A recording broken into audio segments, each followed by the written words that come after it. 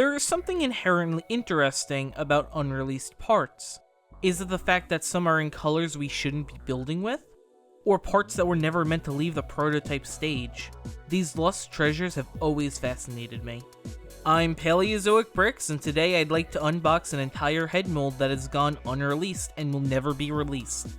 To give some backstory, this part is from the ill-fated Vidiyo line. The theme of this line was an attempt by LEGO to cash in on the TikTok demographic by using a collaboration with a Universal Music Group.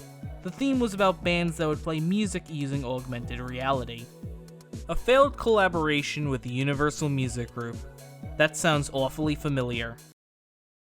Oh, that explains why it's familiar, but my question is, why create a second failure when the Bionicle album was proof enough already?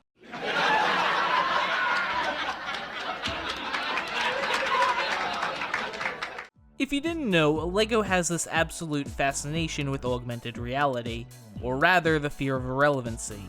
We keep seeing this time and time again with LEGO, from Nexo Knights to Hidden Side, and the list goes on. They are just like the Pokemon Company, with the fear of the younger generation's brains to be too rotted from iPads to actually play with real video games and play with toys like kids used to do. So there is this need to keep up with phones and tablets for almost all in-house themes, whether or not the theme needs to have an app or not. It's like they looked at Bionicle from the year 2001 and said, well, it worked then, so it must work now, while never acknowledging the fact that the Motunui online game's quality puts most AAA games to shame these days. Personally, I'm not a musically inclined person. I don't like most modern popular music, and I prefer to stick with obscure power metal bands and JRPG OSTs, if you couldn't tell by the music I use in my videos. To get an idea, recently I've been listening to New World Symphony by Dorvac. What can I say, it just sounds good to my ears. So Vidiyo as a theme, yeah, this is not for me. I don't think the musical pop aesthetic was ever going to do that. I think the colors are a bit too out there and can be somewhat eye-piercing. So a musical theme with wacky band characters was never going to appeal to my sensibilities, and that's perfectly fine.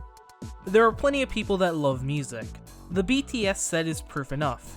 The fact that it got all the way through the ideas process to become a set shows there is a market for this. Thanks to Tyler from Battle Peak, I was notified of the sale of this piece we are looking at today. Hello everyone, my name is Paleozoic Bricks, and today we are going to be taking a look at possibly one of the most interesting things that I now own in my collection.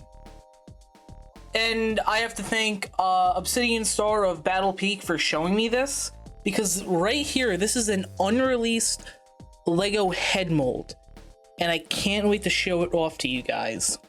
Now, we might as well just get into the unboxing itself, you know, so we can see what it is. So I can feel the heads right here, so we can cut it up top here. And there it is. There it is. Whew. Let's focus the camera.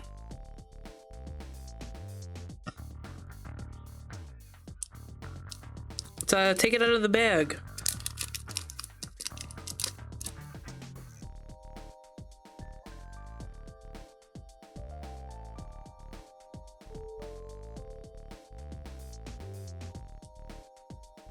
Now that's cool.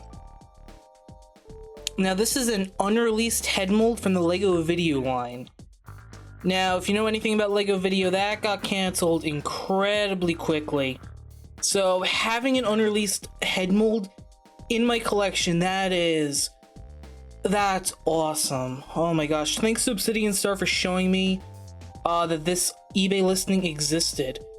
I can't thank him enough.